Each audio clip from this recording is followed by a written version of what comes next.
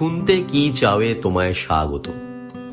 আজকের গল্প সপ্তর্ষি আর হারানো বিকেল। লেখক তারাদাস বন্দ্যোপাধ্যায়। গল্প পাঠে রয়েছে আমি, সঞ্জীব।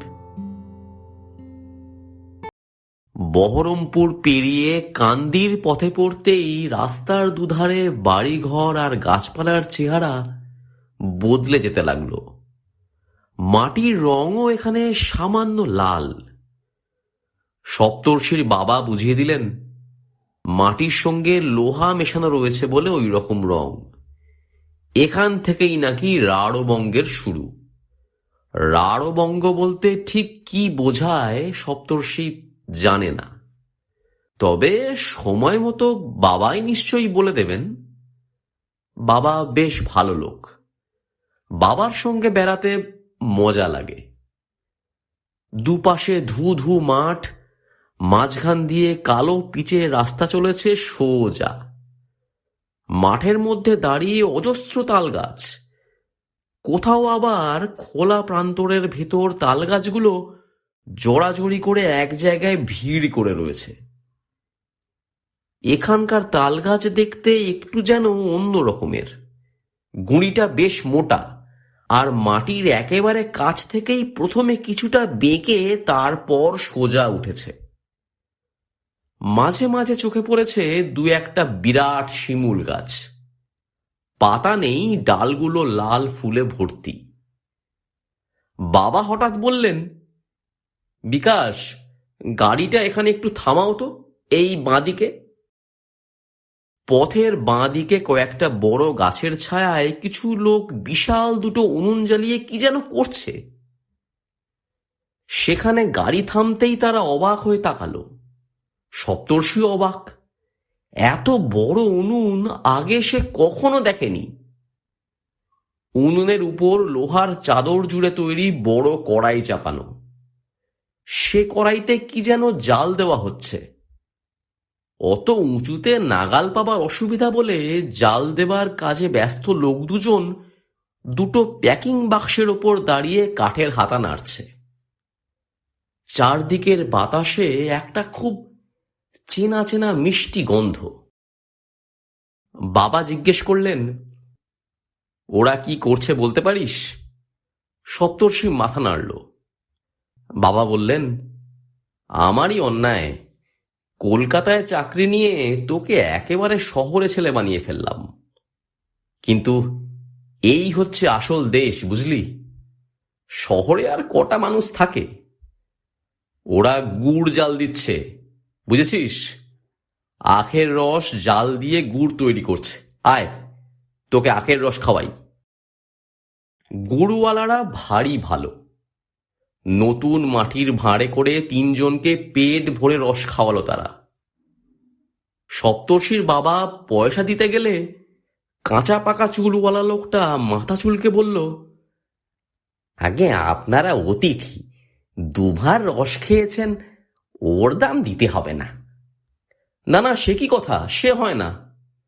সে কিছুতেই পয়সা নিতে রাজি হলো না।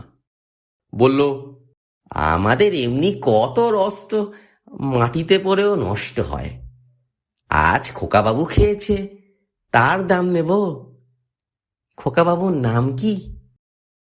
সপ্তর্ষির নামটা তারা ঠিক বুঝতে পারল না। তাদের ছেলেপুলেদের নাম গণেশ, রামু, কার্তিক এইসব হয়। তবু তারা হেসে বলল, বেশ নাম, ভালো নাম। সপ্তর্ষির বাবা তাদের নমস্কার করে গাড়িতে এসে উঠলেন। কান্দি শহরে না ঢুকে তারা বাস স্ট্যান্ডের সামনে দিয়ে বাইপাস ধরে পাঁচথুপির রাস্তায় এসে পড়ল। এবার রাস্তা আরো সরু, আরো খারাপ।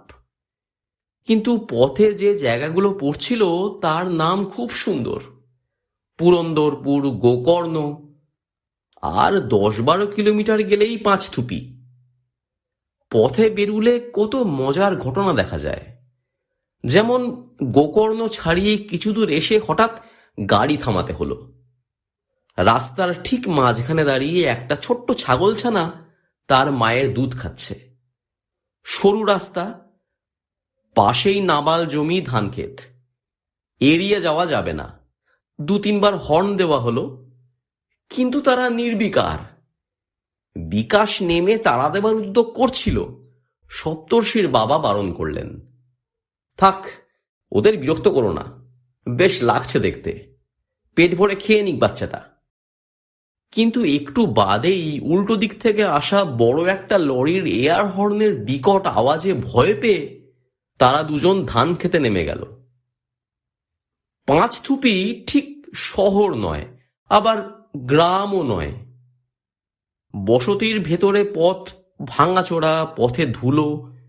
বহুদিন আগে এখানে নাকি 5টি বৌদ্ধ স্তূপ ছিল, সেই কারণে নাম হয়েছে পাঁচথুপি, বোধহয় পঞ্চস্তূপী থেকে। এখন অবশ্য আর স্তূপ নেই, তবে পোড়ামাটির সুন্দর মন্দির আছে একটা। সেই পোড়ামাটির নবরত্ন মন্দিরের সামনেই রাস্তার ওপর কয়েকজন ভদ্রলোক দাঁড়িয়েছিলেন। গাড়ি দেখে তাঁরা এগিয়ে এলেন। সপ্তর্ষির বাবাও বললেন গাড়ি থামাতে। মাঝারি ধরনের ধুতি পাঞ্জাবি পরা একজন প্রৌঢ় মানুষ গাড়ির জানালা দিয়ে ভেতরে তাকিয়ে বললেন, হ্যাঁ, এই তো রেবতী বাবু। যাক, আপনি এসে গিয়েছেন, আর চিন্তা নেই। সপ্তর্ষির বাবা হেসে বললেন, কেন, আমি আসবো না এমন ভয় করেছিলেন নাকি? না দাদা, ঠিক তা নয়। আসলে আমরা পাড়াগাঁয়ের লোক তো, শহরের বড় বড় পণ্ডিতেরা আমাদের অনুষ্ঠানকে কতখানি গুরুত্ব দেবেন সেটা আমরা ঠিক করে উঠতে পারি না। তবে আপনার ব্যাপার আলাদা। আমি সবাইকে বলেছি, দেখো তোমরা, রেবতীবাবু ঠিক সময় মতো এসে যাবেন।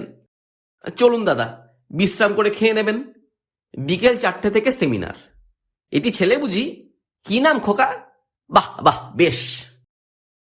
একটা বিশাল বাড়িতে তাদের থাকবার ব্যবস্থা হয়েছে। গল্পের বইতে এমন বাড়ির কথা পড়লেও বাস্তবে কখনো দেখেনি সপ্তর্ষি। সিং দরজা দিয়ে ঢুকেই প্রথমে একটা বড় বাঁধানো চত্বর। ফুটবল খেলা যায় এত বড়। চত্বর পেরিয়ে রাধা মাধবের মন্দির, তার সামনে নাট মন্দির, ভোগের ঘর, এসব পার হয়ে বাইরের মহল। মাঝখানে উঠোন ঘিরে 3 দিকে দোতলা বাড়ির ঘরগুলো দাঁড়িয়ে। কার্নিশে অশ্বত্থের চারা গজিয়েছে, পলেস্তারা খসে পড়েছে। একতলার টানা বারান্দার উপর দিকে লোহার আঁকড়ে দিয়ে 2টো পুরনো পালকি ঝোলানো। এ 2টো মহল পার হয়ে তবে শুরু হয়েছে ভেতরের মহল। কতবার যে ডান দিক বাঁদিকে ফিরল সপ্তর্ষি, কত অলিগলি পার হয়ে চলল, কত সরু সরু সিঁড়ি দিয়ে উঠল নামলো, তা মনে করে রাখা কঠিন। বাড়ির বর্তমান মালিক সুধীন্দ্রনারায়ণ পথ দেখিয়ে নিয়ে চলেছিলেন। এবার দোতলার একটা ঘরের সামনে থেমে তিনি বললেন, এইটাই আপনারা থাকবেন। আপনার গাড়ির চালকের জন্য নিচে আলাদা ব্যবস্থা করে দিয়েছি। লাগোয়া বাথরুমে জল দেওয়া আছে, হাত মুখ ধুয়ে নিন। দুপুরের খাবার এখানেই দেবে, কোনো অসুবিধা হলে বলবেন। মেঝেতে সেকেলে পশমের আসন পেতে খাবার জায়গা হলো। পরিবেশন করতে লাগলেন সুধীনবাবুর স্ত্রী আর মেয়ে।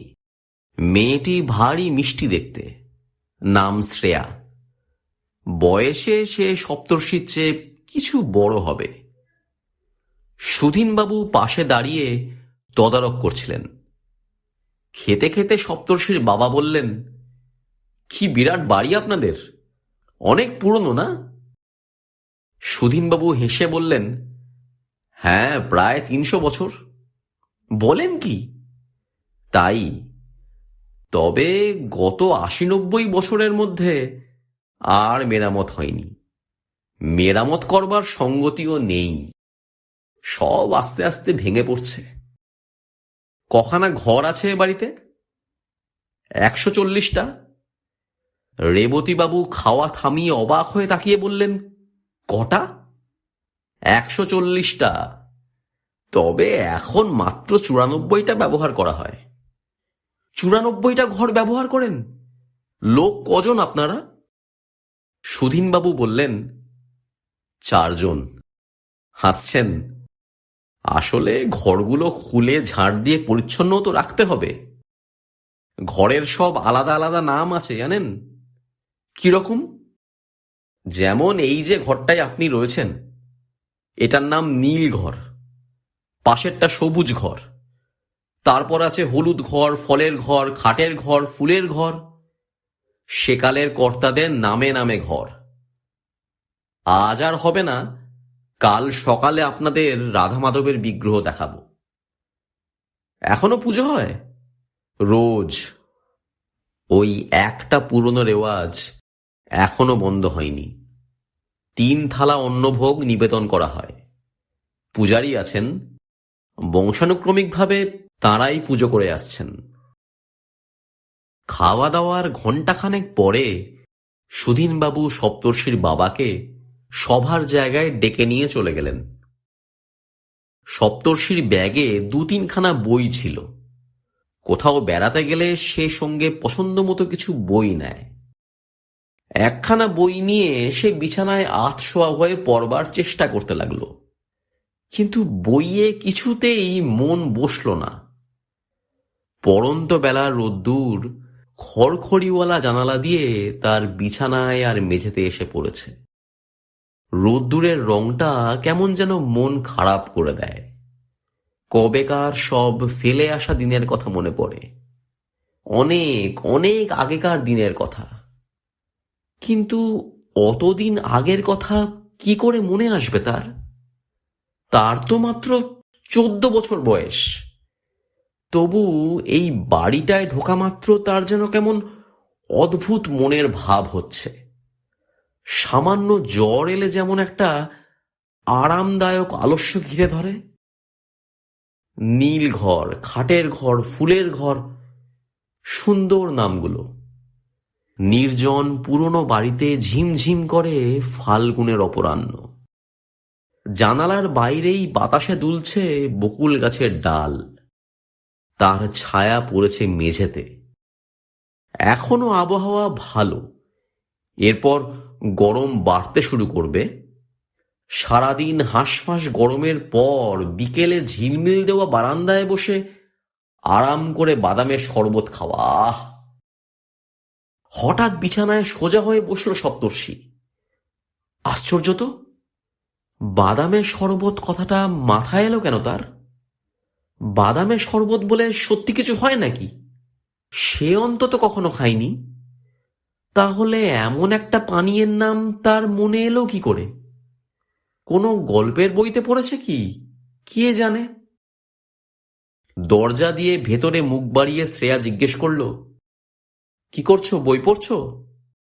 হ্যাঁ, ভেতরে এসো, ওইখানে দাঁড়িয়ে কেন? ঘরে ঢুকে খাটের এক কোণে বসল শ্রেয়া। বলল, কেমন লাগছে আমাদের বাড়ি?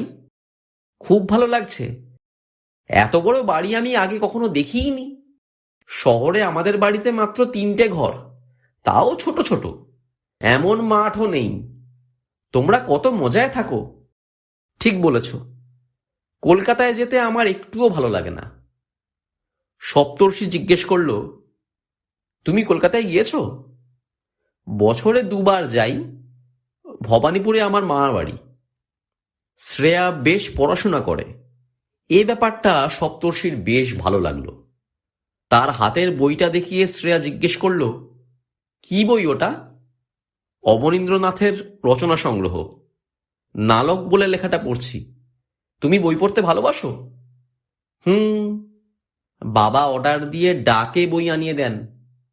আমি অবনীন্দ্রনাথের বুড়ো বাংলা পড়েছি। তুমি বিভূতিভূষণ বন্দ্যোপাধ্যায়ের চাঁদের পাহাড় পড়েছ? উৎসাহে সোজা হয়ে সপ্তর্ষি বলল, পড়েছি। দারুণ বই। জানো, বড় হয়ে আমিও ওই রকম আফ্রিকায় অ্যাডভেঞ্চার করতে যাব। বাওয়াব গাছের তলায় তাঁবু খাটিয়ে থাকবো আর পায়ে হেঁটে কালাহারি মরুভূমি পার হব। হীরের খনিও আবিষ্কার করব। শ্রেয়া বলল, আমিও যাব বড় হয়ে। সপ্তর্ষি একটু সন্দেহের চোখে তার দিকে তাকালো। মেয়েরা কি এরকম অ্যাডভেঞ্চারে বের হয়? সচরাচর তো শোনা যায় না। তারপরেই তার মনে হলো, হতেও পারে। মেয়েরা তো আজকাল অক্সিজেন ছাড়া এভারেস্টে উঠছে, আফ্রিকায় যেতে বাধা কি? শ্রেয়া বলল, চলো তোমাকে পেঁচা দেখিয়ে আনি, যাবে? পেঁচা কোথায়? ভেতর মহলের দালানের কার্নিশে। এসো দেখাচ্ছি। আমাদের দেখলে উড়ে পালাবে না? না, ওরা দিনের বেলায় দেখতে পায় না তো, সেজন্য চুপচাপ বসে থাকে। এসো। আবার অনেক অলিগলি পেরিয়ে অনেক সরু সিঁড়ি দিয়ে ওঠানামা করে ওরা দোতলার 3 দিক ঘেরা একটা ছাদ মতো জায়গায় এসে পৌঁছলো। 3 দিকের দেয়াল ওপরে উঠে চওড়া কার্নিশে শেষ হয়েছে। তারই এক জায়গায় আঙুল তুলে নির্দেশ করে শ্রেয়া বলল, ওই দেখো। দেখে সপ্তর্ষি অবাক। কার্নিশের ওপর একটু অন্ধকার মতো কোণ বেছে নিয়ে পাশাপাশি 4-5টি পেঁচা গম্ভীর মুখে বসে আছে। এত কাছ থেকে এর আগে আর কখনো পেঁচা দেখেনি সপ্তর্ষি। লোকে খারাপ চেহারার সঙ্গে তুলনা করতে পেঁচার মতো বলে কেন, তা সে বুঝতে পারল না। এরা তো বেশ সুন্দর দেখতে। সপ্তর্ষি তাদের দিকে তাকিয়ে আছে, তারাও অকুত ভয়ে সপ্তর্ষির দিকে তাকিয়ে আছে। শ্রেয়া বলল, এরা কিন্তু সব লক্ষ্মী পেঁচা, জানো, বাড়িতে থাকলে মঙ্গল হয়। এই সময় শ্রেয়ারই বয়সী আর একটি মেয়ে ভেতর বাড়ির দরজা দিয়ে ছাদে এলো। শ্রেয়াকে দেখে বলল, এই যে তুই এখানে? এদিকে আমি সারা বাড়ি খুঁজছি, লাইব্রেরিতে যাবি না? শ্রেয়া সপ্তর্ষির দিকে ফিরে বলল, ও আমার বন্ধু কুন্তলা। আমরা দুজন একটু লাইব্রেরিতে যাব, মায়ের জন্য বই বদলে আনতে। কিছুক্ষণ একা থাকো, কেমন? অসুবিধা হবে না তো? না না, তুমি যাও, আমি বরং তোমাদের বাড়িটা একটু ঘুরে দেখি। দেখো হারিয়ে যেও না। শ্রেয়া আর তার বন্ধুর পায়ের আওয়াজ মিলিয়ে যাওয়ার সঙ্গে সঙ্গে দূরে কোথায় একটা পায়রা ডেকে উঠল। বিকেলের রোদ্দুর মিলিয়ে আসছে একটু একটু করে। ছাদের ওধার দিয়ে যে সিঁড়িটা ঘুরে ঘুরে নিচে নেমে গেল, সেটা দিয়ে নামলে কোথায় পৌঁছানো যায় দেখা যাক। কয়েক ধাপ নেমে প্রথম বাঁকের পরেই আবছা আলো আঁধারি। হাতড়ে হাতড়ে সাবধানে নামতে গিয়ে সপ্তর্ষির মনে হলো, না, এ সিঁড়িটা বরাবরই বিপজ্জনক রইল। সেবার তো সে পা ফসকে পড়েই যাচ্ছিল। নেহাত বৃন্দাবন ধরে না ফেললে একেবারে মুখ থুবড়ে। অন্ধকারেই সিঁড়ির মাঝামাঝি দেয়াল ধরে কাঠ হয়ে দাঁড়িয়ে পড়ল সপ্তর্ষি। কবে সে এ বাড়িতে পা ফসকে পড়ে যাচ্ছিল? বৃন্দাবনই বা কে? ভয়ের একটা অনুভূতি গুলি পাকিয়ে বুক বেয়ে গলার কাছে উঠে আসছে। চুপ করে একটু দাঁড়িয়ে থাকার পর বুক ঢিপঢিপটা কমলে অবশ্য তার মনে হলো, এতে ভয় পাওয়ার কি আছে? স্কুলে মাস্টারমশাইরা বলেন, সপ্তর্ষি তুমি বড় কল্পনাপ্রবণ। এত পুরনো বাড়ি দেখে মনে মনে সে নানা রকম কল্পনা করতে শুরু করেছে। এছাড়া অন্য কারণ কিছু নেই। আবার সে নামতে আরম্ভ করল। একতলার লম্বা একটা বারান্দায় সিঁড়ি শেষ হলো। মেঝেতে পুরো ধুলো আর চামচিকের নাদি পড়ে আছে। এই মহলে লোকজন কেউ বাস করে না। সারি সারি তালাবন্ধ ঘর কবজায় মরচে ধরে রয়েছে। কারা বাস করত এইসব ঘরে? একটু এগিয়ে সরু একটা গলি। কিছু না ভেবেই সপ্তর্ষির ডান দিকে বাঁক নিল। কেন তা সে জানে না। গলির পরে নাট মন্দির। ধাপে ধাপে সিঁড়ি উঠে বিশাল কাঠের দরজায় শেষ হয়েছে। দরজায় সিঁদুর আর চন্দনের দাগ।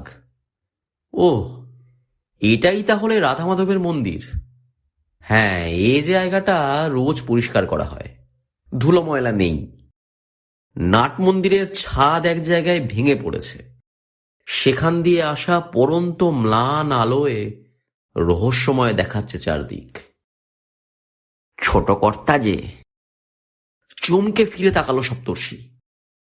একজন খুব বুড়ো মানুষ এসে দাঁড়িয়েছেন নাট মন্দিরের ওপাশের বারান্দায়। খাটো ধুতি পরা, খালি গা, টকটকে রং, বুক পর্যন্ত সাদা দাড়ি আর লম্বা সাদা চুলে মানুষটাকে মানিয়েছে খুব ভালো। মানুষটি আবার বললেন, খবর কি ছোট কর্তা? দেখতে এলেন বুঝি সব কেমন আছে?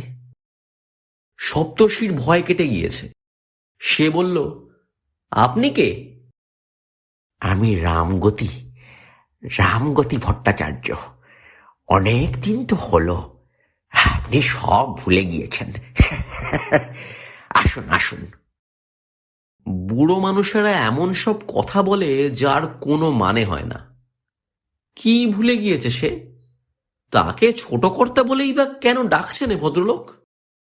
তবে লোকটি বেশ ভালো, কেমন আপন মানুষের মতো। সে পায়ে পায়ে নাটমন্দির পার হয়ে রামগতির সামনে গিয়ে দাঁড়ালো। রামগতি সস্নেহ দৃষ্টিতে তার দিকে তাকিয়ে বললেন, নবকলেবর, তা ভালো ভালো। রামগতির পায়ে সেকেলে বউলওয়ালা খড়ম, গলায় সাদা ধপধপে মোটা পইতে। সপ্তর্ষি বুঝল ইনি সেই পুরোহিত মশায় যার কথা শ্রেয়ার বাবা বলেছিলেন। সে জিজ্ঞাসা করল, আপনি বুঝি এইখানেই থাকেন? একগাল হেসে রামগতি বললেন, আর কোথায় যাব ছোট কর্তা, সবাই চলে গেল, আমি কেবল একা পড়ে রইলাম। আর কোথাও যেতে ইচ্ছে করে না, বড্ড মায়া পড়ে গিয়েছে কিনা বাড়িটার উপর। বিকেলের ছায়া আরো ঘন হয়ে এসেছে। খিলানের উপরে কয়েকটা পায়রা উড়ে এসে বসল। সপ্তর্ষি বলল, সন্ধেবেলা রাধা মাধবের পুজো হবে না? হবে, আরতি হবে, তারপর শীতল ভোগ দিয়ে ঠাকুরের শয়ন দেওয়া হবে। আপনি কোন ঘরে থাকেন? রামগতি বললেন, ভোগের ঘরের পাশে আমার সেই পুরনো ঘরখানাতেই। আসুন না কেন। খড়মের খটাখট শব্দ তুলে রামগতি এগিয়ে চললেন। মন্দির বাঁয়ে রেখে সরু গলিটা কিছু দূর গিয়ে যেখানে বাঁক নিয়েছে সেইখানে একটা ভেজানো দরজার সামনে দাঁড়ালেন। হাত দিয়ে ঠেলতেই দরজা খুলে গেল। ভেতরে অল্প আলোতে চোখে পড়ে দেওয়ালের ধারে খাট, মেঝেতে কুশাসন পাতা, তার সামনে গঙ্গাজলের পাত্র, কোষাকুষি। সন্ধেবেলা আহ্নিক করবেন রামগতি, তার জোগাড় করা হয়েছে। ঘরে ঢুকে একটা জলচৌকি সপ্তর্ষিকে এগিয়ে দিলেন তিনি। নিজে বসলেন কুশাসনে। ঘরের মধ্যেটায় যেন 100 কি 200 বছরের আগেকার বাতাস থমকে আছে। আবহাওয়ায় প্রায় মিলিয়ে আসা মৃদু ধূপের গন্ধ।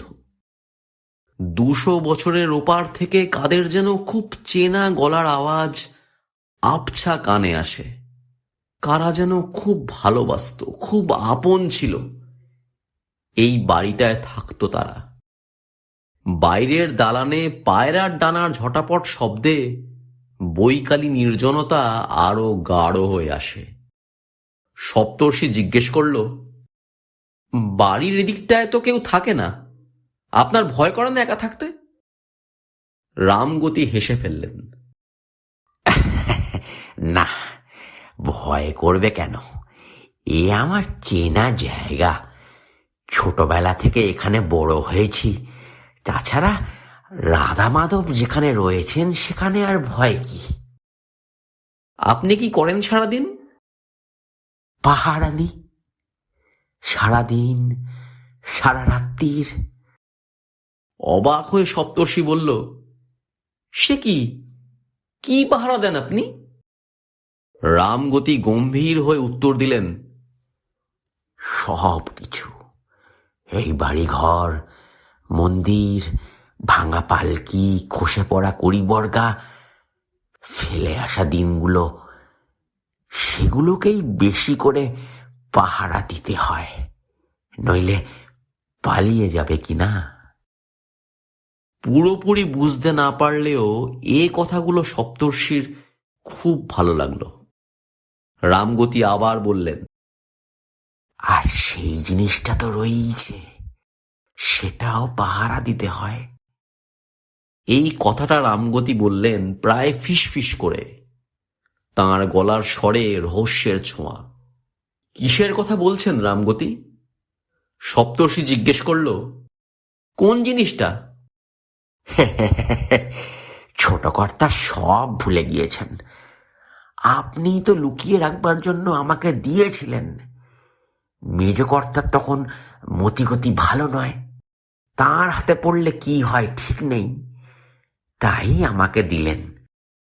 সপ্তর্ষি অবাক হয়ে তাকিয়ে আছে দেখে রামগতি বললেন, মনে পড়ছে না? আচ্ছা আসুন। খড়মের শব্দ তুলে আবার অন্ধকার গলিপথ পার হতে লাগলেন রামগতি। নাট মন্দিরের পেছনে ভোগের ঘরের ঠিক পাশ দিয়ে কয়েক ধাপ সিঁড়ি নেমে গিয়েছে যেন মাটির তলায়। বৃদ্ধ পুরোহিত সেই সিঁড়ি দিয়ে নেমে চললেন। একটু ইতস্তত করেও সপ্তর্ষিও তাকে অনুসরণ করল। এখানে বোধহয় বাতাস চলাচল করে না, কেমন ভ্যাপসা গন্ধ পরিবেশে।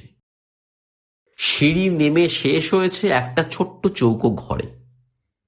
কিছু নেই সেই ঘরে, কেবল কোণের দিকে ইট দিয়ে গাঁথা বেশ বড় একটা চৌবাচ্চা। রামগতি চৌবাচ্চার কাছে গিয়ে দাঁড়িয়ে বললেন, এই যে, এটার নিচেই আমি আর আপনি রাত্রির বেলা লুকিয়ে ফেলেছিলাম মূর্তিটা, জগদ্ধাত্রী মূর্তি। ওপরে আবার ইট পেতে মশলা দিয়ে গেঁথে দিয়েছিলাম, ঠিক এই কোণটাতে। কাঁপা গলায় সপ্তর্ষি জিজ্ঞেস করল, কিসের চৌবাচ্চা এটা? গঙ্গা জলের। নিত্য পূজার গঙ্গা জল বহরমপুর থেকে পেতলের বড় বড় 15-20টা জ্বালায় ভর্তি করে গরুর গাড়িতে বোঝাই দিয়ে নিয়ে আসা হতো বছরে একবার, অক্ষয় তৃতীয়ার দিন। চৌবাচ্চার পুরনো জল বের করে পরিষ্কার করে আবার নতুন জল ভর্তি করা হতো। ওই অক্ষয় তৃতীয়ার রাতেই তো আমরা মূর্তিটা লুকোলাম। সপ্তর্ষি বলল, গরুর গাড়িতে কেন? বাসে আনলে তো তাড়াতাড়ি হয়। এবার রামগতি অবাক হয়ে তার দিকে তাকিয়ে বললেন, বাস কি? ব্যাপারটা সপ্তর্ষির কেমন যেন লাগলো। যতই সেকেলে মানুষ হন না কেন, বাস দেখেননি তাও কি হতে পারে? পাঁচথুপি থেকেই তো রোজ কত বাস ছাড়ে। রামগতি বললেন, চলুন ছোট কর্তা, ওপরে যাই। জায়গাটা আপনাকে দেখিয়ে ভালোই করলাম, আপনি তো সব ভুলেই গিয়েছিলেন। সিঁড়ি দিয়ে ওপরে উঠে অন্ধকার গলির বাঁকে দাঁড়িয়ে রামগতি বললেন, আসি তাহলে। সপ্তর্ষি বলল, আবার যদি কখনো আসি আপনার সঙ্গে দেখা করব। বিষণ্ণভাবে মাথা নাড়িয়ে রামগতি বললেন, সে কথা বলা যায় না, সে বলা মুশকিল। আচ্ছা। তাঁর খড়মের আওয়াজ মিলিয়ে গেল বাঁকের ওধারে। একা একা ফিরে চলল সপ্তর্ষি। তার চারদিকে নামছে মন খারাপ করে দেওয়া সন্ধ্যা। সে রাত্রিরে যতবার তার ঘুম ভাঙল, সে শুনতে পেল লক্ষ্মী প্যাঁচার ডাক। সকালে উঠে হাত মুখ ধুয়ে গরম গরম আটার লুচি আর আলু চচ্চড়ি দিয়ে দারুণ ব্রেকফাস্ট হলো। সুধীনবাবু বললেন, তাড়াতাড়ি ঝোল ভাত করে দিচ্ছি, আপনারা খেয়ে দিয়ে রওনা হন। সপ্তর্ষির বাবা বললেন, না ভাই, তার উপায় নেই। বিকেল 5টার মধ্যে আমার বাড়ি পৌঁছতে হবে। 10:30 নাগাদ বেরিয়ে পড়ব এখান থেকে। বেশ, তাহলে চা খেয়ে নিন, তারপর আপনাদের রাধা মাধবের বিগ্রহ দেখিয়ে আনি। আবার সেই নাটমন্দির, ভোগের ঘর, চক মিলানো দালান। রেবতীবাবু ভাবপ্রবণ কবি প্রকৃতির মানুষ। প্রাচীন ঐতিহ্যপূর্ণ পরিবারের ভদ্রাসন দেখে তিনি ভারী খুশি। বললেন, সত্যি এসব দেখলে মন খারাপ হয়ে যায়। শিক্ষিত আর ধনী দেশ হলে জাতীয় সম্পত্তি হিসাবে এ বাড়ি সংরক্ষণের ব্যবস্থা করত। কই, মন্দির তো বন্ধ দেখছি। সুধীনবাবু বললেন, তাই তো, পুরোহিত আজ দেরি করছে কেন?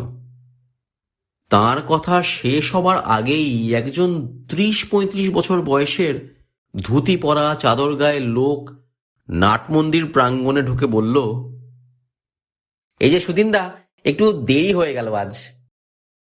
সুধীনবাবু তাকে বললেন, নাও তাড়াতাড়ি মন্দির খোলো, এরা বিগ্রহ দেখবেন।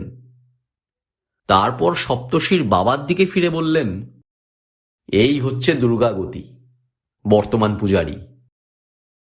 দুর্গাগতি মন্দিরের তালা খুলছে। সপ্তর্ষি আশ্চর্য হয়ে সেদিকে তাকিয়ে রইল। এই লোকটা বর্তমান পূজারী? তাহলে গতকাল বিকেলে যার সঙ্গে পরিচয় হলো সেই রামগতিকে?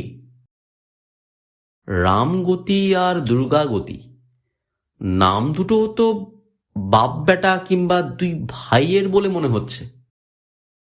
কথা বলতে বলতে রেবতীবাবু আর সুধীন্দ্রনারায়ণ একটু দূরে গিয়ে দাঁড়িয়েছেন। সপ্তর্ষি দুর্গাগতিকে জিজ্ঞাসা করল, আপনার বাবা রামগতি ভট্টাচার্য এখন কি আর পূজা করেন না? বিশাল তালায় চাবি ঘোরাতে ঘোরাতে দুর্গাগতি চমকে তার দিকে তাকিয়ে বলল, রামগতি আমার বাবা না তো, আমার ঠাকুরদার বাবা। তিনি আর কি করে পুজো করবেন? তিনি তো মারাই গিয়েছেন আজ 100 বছরের ওপর। তুমি তার নাম কি করে জানলে? ও, বুঝেছি, সুদিনদা গল্প করেছেন। সপ্তর্ষি আস্তে করে সেখান থেকে সরে এলো। বলে কি লোকটা? 100 বছরের ওপরে মারা গিয়েছে মানে? কাল তাহলে সে কার সঙ্গে গল্প করল? বাবা এখনো কথা বলছেন সুধীনবাবুর সঙ্গে। সপ্তর্ষি চট করে নাট মন্দিরের ওপাশ দিয়ে সরু গলিটায় গিয়ে পড়ল। এই সকালবেলাতেও গলিটা আবছা অন্ধকার। একটু এগিয়ে রামগতির ঘর। সে ঘরের দরজায় মরচে ধরা একখানা পুরনো তালা ঝুলছে। তালার গায়ে মাকড়সার জাল, ঝুল। দরজার সামনে বারান্দায় ধুলো ময়লা পড়ে আছে কত দিনের। এ দরজা অন্তত 20-25 বছরের মধ্যে কেউ খোলেনি। কিন্তু এই ঘরটার মধ্যে বসে গতকাল বিকেলে সে রামগতির সঙ্গে কথা বলেছে।